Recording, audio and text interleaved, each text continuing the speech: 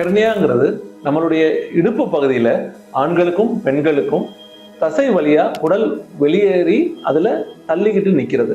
இது ஒரு வீக்கமா அந்த இடத்துல காணப்படும். இது வலது பக்கம் வரலாம், இடது பக்கம் வரலாம். ஹெர்னியா வந்தா அது குடல் இறக்கமா அந்த இடத்துல உள்ள வீக்கம் போலதான் அது காணப்படும்.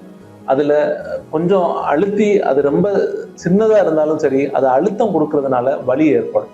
அடுத்தது குடல் அடைப்பு மாதிரியும் அது பிரசன்ட் செய்யலாம். அதாவது குடல் அடைப்புனா நமக்கு வாந்தி, கொமட்டல் அல்லது அந்த இடத்துல வயிறு பெருக்கம் அந்த மாதிரியும் அது பிரசன்ட் பண்ணலாம். இதை விட்டா அது அந்த இடத்துல எப்பவுமே ஒரு வலி இருந்துகிட்டு இருக்கிறதும், அந்த குடல் வரும்போது அந்த மாதிரி வயிறு பெருக்கம் வர்றதும் இந்த மாதிரியும் வரலாம். இல்லைன்னா ஒண்ணுமே அறிகுறி இல்லாம அதுல ஒரு சின்ன வீக்கம் மட்டும் இருக்குது அப்படின்னு சொல்லிட்டு வரலாம்.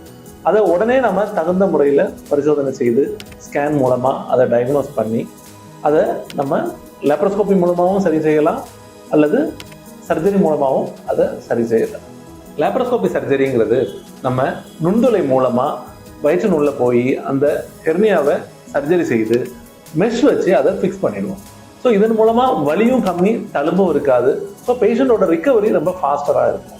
ஈவன் வேலைக்கு போகிறது கூட சீக்கிரமாக போய்க்கலாம். இப்போ ஓப்பன் சர்ஜரி அப்படிங்கிறது நம்ம அந்த இடத்துல வலை வச்சு சர்ஜரி பண்ணுறது. ஸோ கொஞ்சம் பெயின் அதிகமாக இருக்கும். 2 சர்ஜரியுமே நம்ம பண்ணுறோம். எந்த பேஷண்ட்டுக்கு எது வேணும்ங்கிறது பேஷண்டோட ஆப்ஷனும் டாக்டர் செலக்ட் பண்ணுறது. குடல் இறக்கமோ ஹெர்னியாவோ இருந்தால் உடனே சர்ஜனை அணுகி தகுந்த பரிசோதனை செய்து என்ன மாதிரியான ஆப்ரேஷன் வேணுங்கிறத டிஸ்கஸ் பண்ணி முடிவு பண்ணி அதை சரி பண்ணிக்கலாம்.